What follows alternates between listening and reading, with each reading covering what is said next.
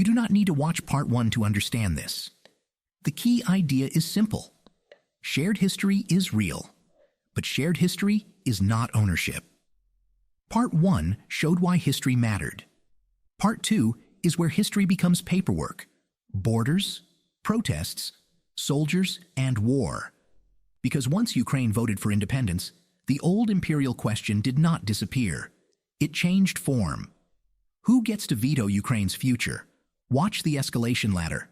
First a vote, then a security promise, then a protest over direction, then a seized peninsula, then a war in the east, then a peace deal that could not answer the most basic question.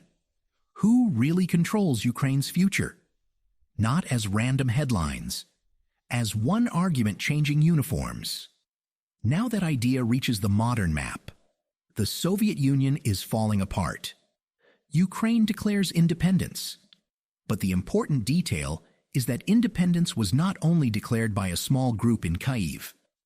It was confirmed by a national referendum on December 1st, 1991. More than 90% of voters supported independence. And support did not come only from Western Ukraine. It included majorities in the east and south too, including regions that later became central to Russia's arguments. If a viewer remembers only one date before 2022, remember this one, December 1st, 1991, because that vote makes it impossible to honestly say Ukraine was simply created by NATO, the European Union, or the United States in 2014. The vote moved Ukraine from an internal Soviet question to an international border question. After that, disagreement with Ukraine was no longer a family argument inside one state.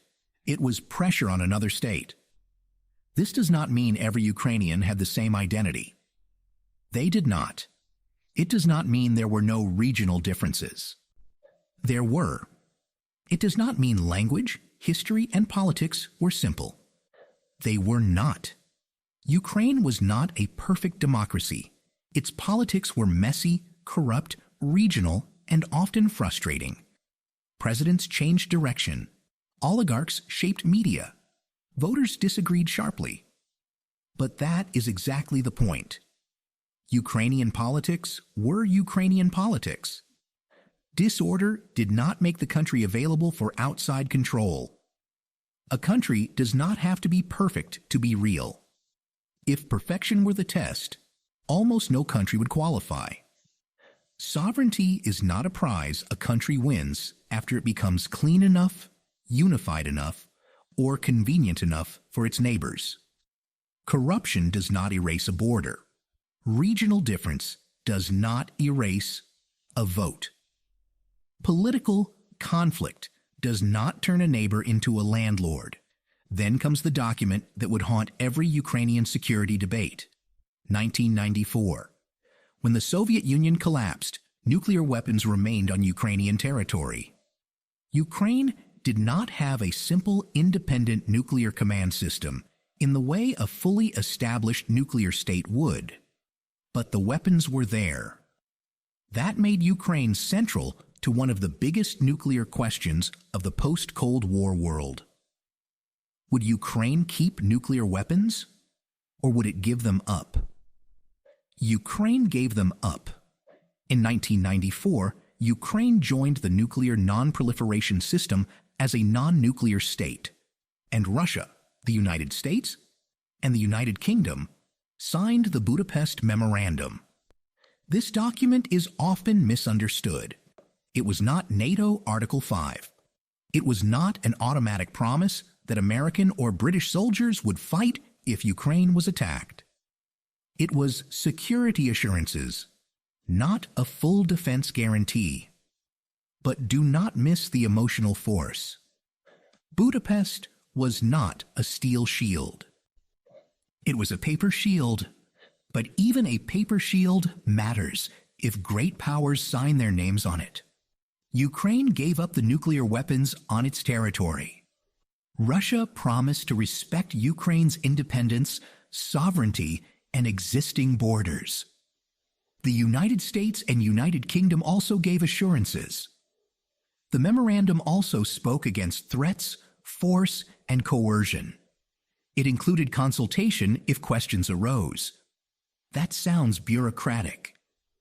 But to a smaller state sitting beside a larger one, those words were supposed to mean something. And 2 decades later, one of those signatories, Russia, seized Crimea and then launched a full-scale invasion. When Russia later crossed Ukraine's border, Ukrainians did not only see invasion, they saw the paper burn.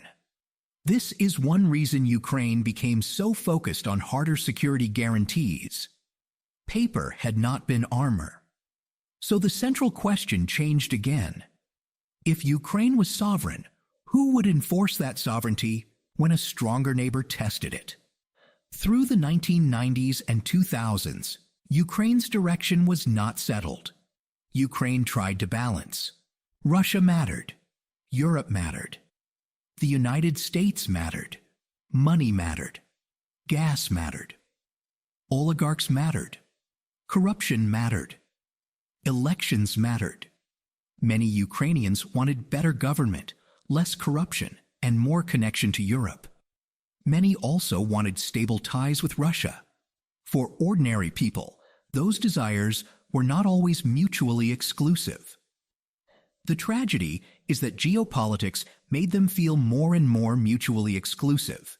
In 2004, Ukraine had the Orange Revolution after a disputed presidential election.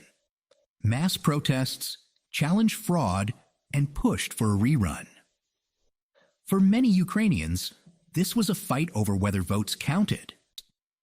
For many in Moscow, it looked like another Western-backed movement, pulling a post-Soviet country out of Russia's orbit. A protest can be both domestic and geopolitical. People in the street can be angry about corruption and police power. Foreign governments can also care about the outcome. Those facts can coexist. But authoritarian governments often prefer a simpler story. If people protest against a leader friendly to Moscow, it must be because the West is controlling them. That explanation removes local agency. It turns citizens into puppets. And that is the hinge of this episode. When Ukrainians made choices Moscow disliked, the Kremlin often saw not citizens acting, but Western hands moving pieces. That habit made every Ukrainian election and protest feel larger than itself. Before NATO enters the story, Russia's stated case needs to be described fairly. Russia's leadership argued that NATO expansion after the Cold War threatened Russian security. It pointed to the 2008 Bucharest Statement that Ukraine and Georgia would eventually become NATO members. It argued that Ukraine was being pulled into a Western military orbit. It argued that Russian speakers were at risk. It argued that the post-2014 Ukrainian government was hostile to Moscow. And in 2021, Russia's leadership made security demands aimed at limiting NATO and Western military activity near Russia. Putin's historical argument also went further. He argued that Russians and Ukrainians were one people. Those claims mattered politically. They shaped Russian messaging. They shaped diplomacy. They shaped how many Russians were asked to understand the war. But the claims and the response have to be separated. Even if a state believes its security is threatened, that does not give it the right to annex territory, sustain a proxy war, lay siege to cities, or invade a neighbor. Now comes NATO. No honest explanation can skip it. Russia has long described NATO expansion as a threat. NATO moved east after the Cold War, admitting countries that had lived under Soviet domination or pressure and wanted protection from Moscow. From those countries' perspective, NATO membership was not an anti-Russian fantasy. It was insurance. From Moscow's perspective, NATO moving closer looked like encirclement and humiliation. Ukraine stood in the middle of that argument. That is what makes this part hard. Security fears can be real. Small countries' choices can also be real. One fear does not automatically erase another country's agency. To Russia, Ukraine in NATO would feel like a strategic defeat. To many Ukrainians, especially after 2014, NATO looked like a possible shield against the neighbor that had already violated the border. In 2008, at NATO's Bucharest summit, allies said Ukraine and Georgia would become members of NATO. But they did not give Ukraine immediate membership. They did not give a clear timetable. They did not give Article 5 protection. One NATO sentence managed to alarm Russia without protecting Ukraine. Enough promise to anger Moscow. Not enough protection to secure Kyiv. Ukraine was exposed in the hallway. NATO helps explain Russia's stated fear. It does not explain Russia's chosen method. Fear may explain pressure. It does not justify annexation. It does not justify siege. It does not justify occupation. It does not justify full-scale invasion. Still, NATO alone does not explain the war. If this were only about NATO, Russia's leadership would not need to keep arguing that Ukraine is not a real separate nation. The NATO argument is real, but it sits inside a larger imperial and identity argument. And that is why the next crisis could not stay contained. It was not only about a trade agreement. It was about whether Ukraine's direction belonged to Ukrainian voters or to a geopolitical veto. Then came 2013 and 2014, the year when Ukraine's argument with Russia stopped being mostly political and became territorial. Ukraine's president, Viktor Yanukovych, had been balancing between the European Union and Russia. Many Ukrainians expected an association agreement with the European Union. It was not full EU membership. It was not NATO membership. But it pointed toward Europe. Then Yanukovych backed away under Russian pressure and accepted a Moscow-friendly path. Protests began in Kyiv's Maidan Square. At first, the issue was the European agreement. But the protests grew into something bigger: corruption, police violence, dignity, the right to choose the country's direction. Maidan was not only about which trade agreement Ukraine signed. It became a test of whether the state could beat people into silence. When protesters were beaten, more people came. When the state escalated, the movement hardened. People built barricades. They froze in the winter. They buried the dead. Once blood was spilled, leaving the square no longer felt like simply going home. For many, it felt like surrendering the country. In February 2014, after lethal violence and political collapse, Yanukovych left Kyiv and then Ukraine. Russia called it a coup. Many Ukrainians called it a revolution. Both descriptions point to the same rupture from different angles. But the larger consequence matters. Moscow saw Ukraine slipping away, and Russia moved. First, Crimea. Russian forces without clear insignia appeared. Key sites were seized. A referendum was organized under military occupation, under conditions Ukraine did not control. Russia annexed Crimea. Ukraine and most of the world did not recognize the annexation. The UN General Assembly affirmed Ukraine's territorial integrity and declared the Crimea referendum invalid. Crimea changed the emotional weather of the entire region. Until then, many Europeans still believed post-Cold War borders were mostly settled. Crimea said, maybe not. But Crimea was not only a Russian-Ukrainian symbol, it was also the homeland of Crimean Tatars, who had their own history of deportation under Stalin and later return.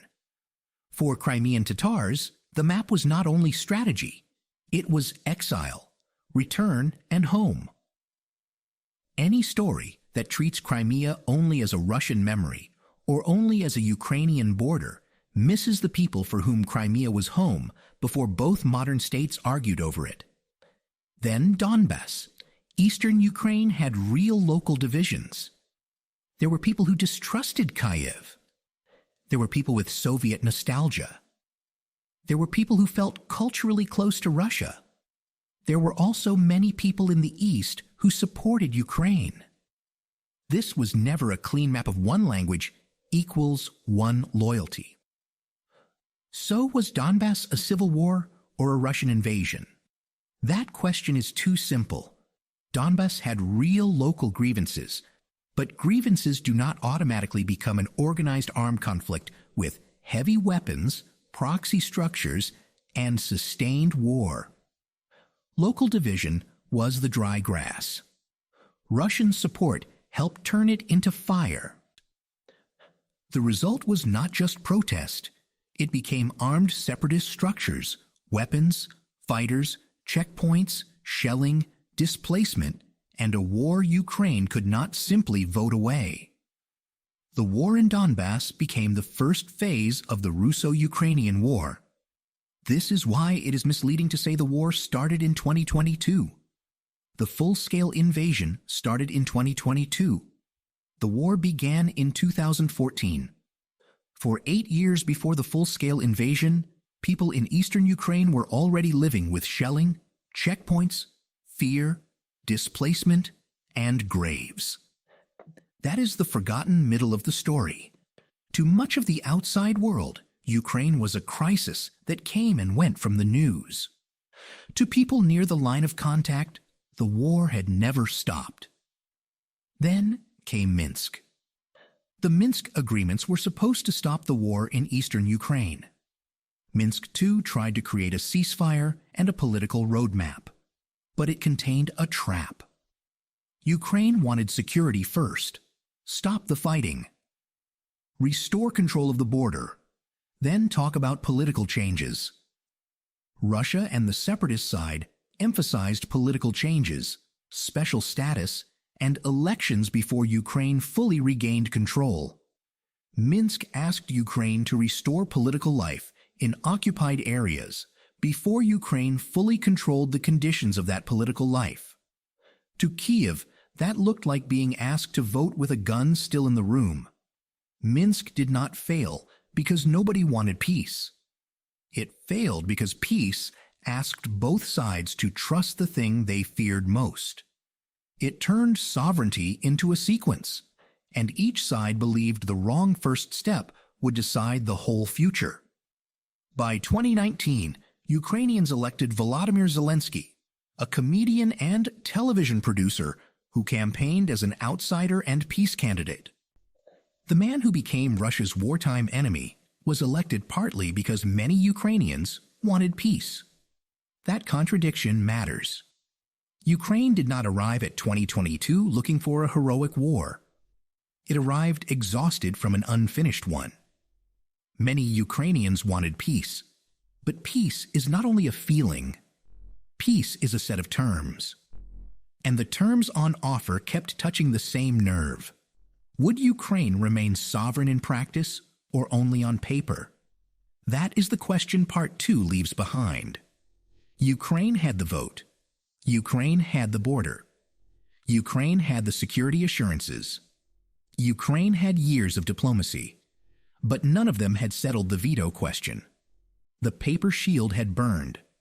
The soft veto had become harder. By late 2021, satellite images began to look like weather maps before a hurricane. Russian forces were building near Ukraine. Diplomats talked. Warnings grew. Emergency bags waited under beds. That is where Part 3 begins. Next, Russia makes its biggest bet. That Ukraine is too divided, too weak, and too hollow to survive a full-scale invasion. Why did Russia expect Ukraine to break? And why did it not?